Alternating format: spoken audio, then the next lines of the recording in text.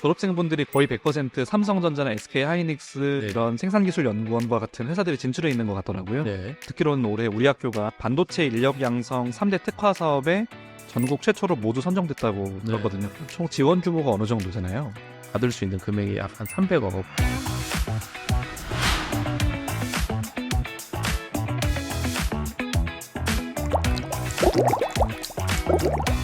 안녕하세요. 꿈꾸는 공학실 오해영입니다. 산업의 쌀이라고 불리는 반도체부터 디스플레이, 스마트폰, 모빌리티, 에너지, 바이오, 항공, 우주 영역까지 거의 모든 첨단 산업에서 필수 기반이 되는 기술이 있습니다. 다가오는 AI 시대에는 더욱 중요도가 높아지고 있는데요. 바로 나노 반도체 공학입니다. 저희는 오늘 한국공학대학교 나노반도체공학과 안승원 교수님과 함께합니다. 교수님 안녕하세요. 네, 안녕하세요. 교수님 간단하게 자기소개 한번 부탁드리겠습니다. 네, 안녕하세요. 저 나노반도체공학과 학과장을 맡고 있는 안승원 교수입니다. 저는 한 10여 년간 삼성전자 연구소에서 근무를 하다가 2015년부터 지금 한국공학대학교 나노반도체공학에서 지금 교수직을 하고 있습니다. 나노반도체 공학과를 궁금해하는 분들이 많이 있을 것 같아요.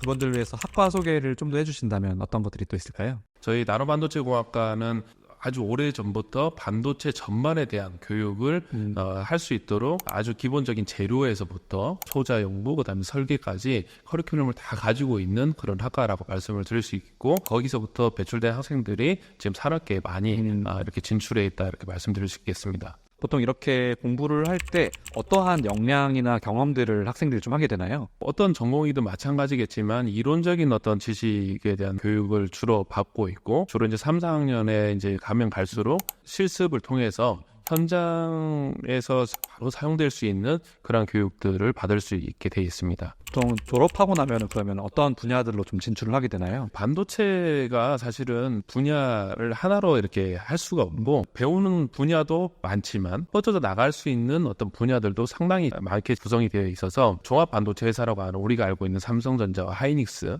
또는 반도체 재료를 만드는 재료 회사들, 반도체를 또 이렇게 만드는 장비 회사들, 이런 기업들로 이렇게 뻗어나갈 수가 있습니다.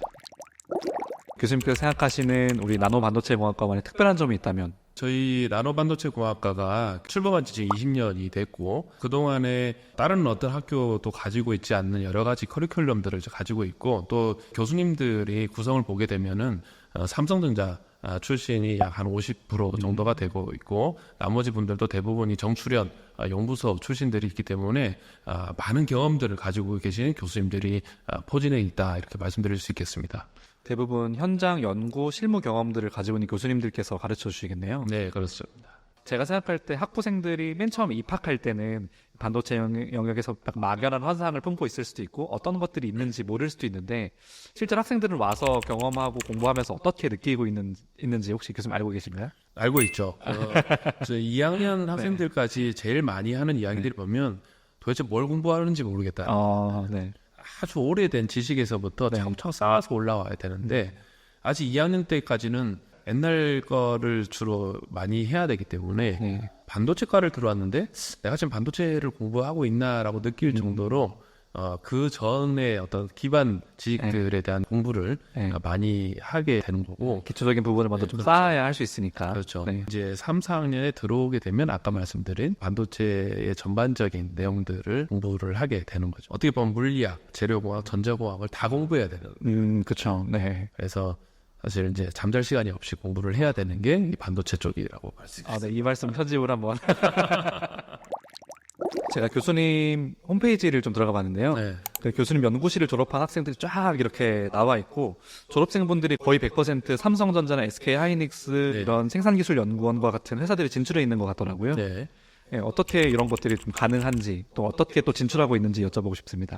사실 이제 대학원은 연구를 하는 거를 배우는 단계인데, 그 연구라고 하는 거는 세상에 없는 거를 사실 만들어내는 거고, 그거를 하기 위해서 내가 배웠던 지식들을 활용을 하는 건데, 그 과정이 사실 되게 힘들고 어렵습니다. 근데 그거를 재미있게 할 수 있게끔 해주는 게 제 역할이라고 생각을 하고 있고, 이 친구들도 어떤 그 도전과 실패를 계속 반복하다가 본인의 힘으로 어떤 결과물을 딱 맞이했을 때 유레카를 외치는 거예요. 이제 그러면서 그 기쁨, 희열을 맛보게 해주는 거.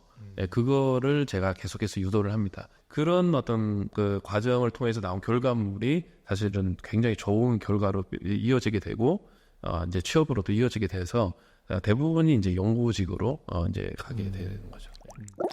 우리 학교 나노반도체 공학과가 전국 최대 규모라고 들었는데 이 부분 좀 설명을 좀 듣고 싶습니다. 그 양적으로만 봐도 저희가 지금 매년 이제 90명을 뽑고 있고 2025년부터는 15명이 증원이 돼서 이 105명 규모로 운영이 될 겁니다. 그래서 전 학년을 합치면 400명 이상이 되기 때문에 타 학교의 반도체 공학과 새로 신설된 규모를 보면 대부분 50명 미만이기 때문에 교육받는 학생들의 규모가 이제 굉장히 크다 이렇게 말씀드릴 수 있겠고 저희가 이제 운영하고 있는 인프라들이 국내의 어떤 대학들보다도 많은 인프라를 구축하고 있어서 최대 규모다 이렇게 말씀드릴 수 있겠습니다. 학부생들이 워낙 반도체 장비 같은 것들이 좀 고가이다 보니까 쉽게 다루거나 접하기가 어렵다고 들었는데 그런 부분들 어떻게 가능할까요? 먼저 말씀하신 대로 반도체 장비가 기본적으로 뭐 1, 2천만 원 하는 수준이 아니라 네. 억대로 가고 심지어는 이제 10억 이상이 가는 장비들 대부분이고 네. 삼성전자나 하이닉스에 들어가는 장비들은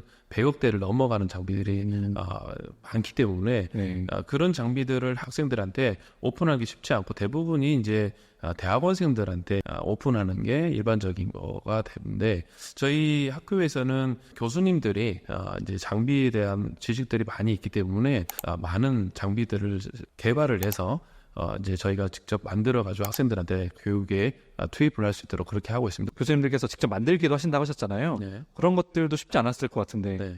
일단 첫 취지를 잠깐 말씀을 드리면 네. 반도체 장비가 고가이다 보니까 똑같은 장비를 여러 대 살 수 없는 그런 상황이고 우리가 일반적으로 대학을 다닐 때 실습이라고 한다면 동일한 장비가 여러 대 있어서 학생들이 언제든지 만져볼 수 있고 체험할 수 있는 게 실습의 환경인 건데 반도체 장비는 이제 그러지 못한 게 일반적이었기 때문에 학생들한테 그런 기회들을 많이 주기 위해서 직접 구매하는 것보다 만들어 보는 것이 더 훨씬 좋겠다. 그래서 장비에 대한 어떤 기본적인 메커니즘들은 교수님들이 잘 알고 있기 때문에 그거를 구현할 수 있는 업체를 같이 이제 그렇게 섭외를 해서 여러 대의 장비를 학생들한테 경험해 볼 수 있도록 그렇게 했습니다. 학생들이 교수님들의 어떤 노력으로 여러 가지 장비들을 직접 다뤄볼 수 있는 경험들을 하게 되잖아요. 네. 학생들 입장에서 실질적인 유익이 어떤 것들이 있는지 궁금합니다. 반도체 공정의 모든 프로세스에서 사용되는 플라즈마라는 게 있는데 네. 그 플라즈마를 어떻게 운용을 하고 교육을 할 수 있는 기자재를 만든 게 있어요. 그런 장비, 그런 교육을 하는 데가 전국을 다 따져봐도 없고 실질적으로 반도체 장비를 만드는 램 리서치라든지 텔이라든지 이런 회사에서만 이제 교육이 되는 그런 부분들을 저희가 이제 몇 년 전부터 했었는데 교육을 받은 학생이 면접을 가서 그 플라즈마를 운용을 하는 거에 대해서 이제 면접에서 이야기를 했을 때 그런 걸 어디서 배웠냐라는 어떤 피드백을 받고 그 친구가 지금 어플라이드 머티리얼 미국의 아주 큰 장비 회사에 네.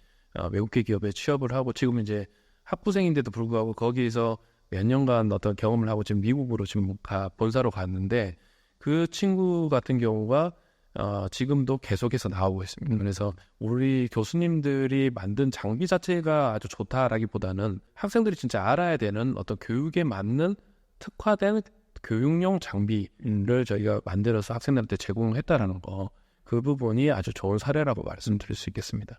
듣기로는 올해 우리 학교가 반도체 인력 양성 3대 특화 사업에 전국 최초로 모두 선정됐다고 들었거든요. 어떻게 보면 이러한 성과들이 그 축적된 시간과 학생들에 대한 애정, 이런 축적의 성과가 아닌가 싶네요. 네. 100% 동의하고 네네. 이번 정부에 들어와서 반도체 인력이 앞으로 계속해서 부족할 거다라는 게 부각이 되고 네. 그러다 보니까는 대학원 고급 인력부터 학부 그다음에 전문대 고등학교까지도 인력 양성에 대한 부분이 굉장히 부각이 됐었는데 그러다 보니까 학부 인력 양성, 반도체 인력 양성이라는 사업이 많이 나오게 됐는데 작년에도 그다음에 올해도 이렇게 저희가 수주를 해서 많은 투자를 학생들한테 이제 할 수 있게 됐습니다. 총 지원 규모가 어느 정도 되나요?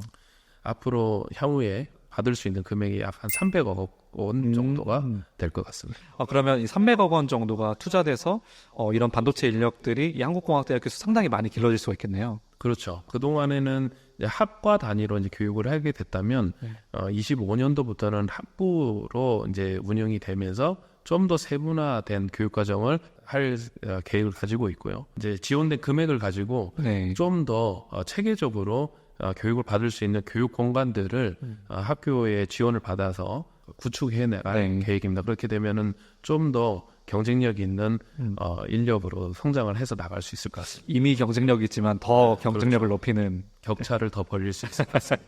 반도체 실습뿐만 아니라 어떤 현장의 온도를 느낄 수 있는 그런 경험들도 상당히 중요할 것 같은데 네. 이런 현장 실습이나 산학 협력 같은 경우에는 어떻게 진행하고 있는지 알 수 있을까요? 지금 이제 반도체 인력 양성을 진행을 하면서 저희가 컨소시엄 기업들을 계속해서 모집을 하고 있어요. 그래서 처음에는 19개에서 시작해서 지금 27개까지 기업들이 이제 더 참여를 하고 있고, 저희 학교의 장점이 뭐냐면 교수님들의 연구실이 저희는 엔지니어링 하우스라고 해서 네. 그 연구실이 기업과 운영이 되고 있고 네. EH 교과라는 거를 학부생들한테 제공을 하게 됐는데 우리가 이제 한 학기 15주라고 한다면 네. 총 5주 이상이 기업이 직접 와서 교육을 할 수 있도록 하게 됩니다. 그래서 현장감 있는 그런 교육들을 학생들이 참여를 하도록 이렇게 되어 있습니다. 실제 계속 기업에서 문제를 가지고 있는 문제를 어떻게 보면 교육으로 좀 풀어내서 그 실제로 그 문제를 해결할 수 있는 교육들을 EH 교과목들을 통해서 제공하고 그런 것들을 계속해서 흘려보내는 네, 그런 시스템이군요. 그렇죠. 교수님 오늘 인터뷰 어떠셨는지 소감 마지막으로 한 말씀 해주고 마무리하겠습니다. 제가 말한 어떤 내용이 또 누군가한테 어떤 영향을 끼친다라는 거 그런 측면에서 사실 되게 조심스러운데 바람이 제가 오늘 가졌던 이 시간들이 또 누군가한테는 되게 미래에 좋은 긍정적인 영향을 끼치기를 바라고 또 나름 또 제가 이렇게 생각하고 성장할 수 있는 시간이 된 것 같습니다. 고맙습니다. 네, 감사합니다. 네, 교수님 다시 한번 이야기 감사드립니다. 네, 고맙습니다. 네, 지금까지 꿈꾸는 공학실이었습니다.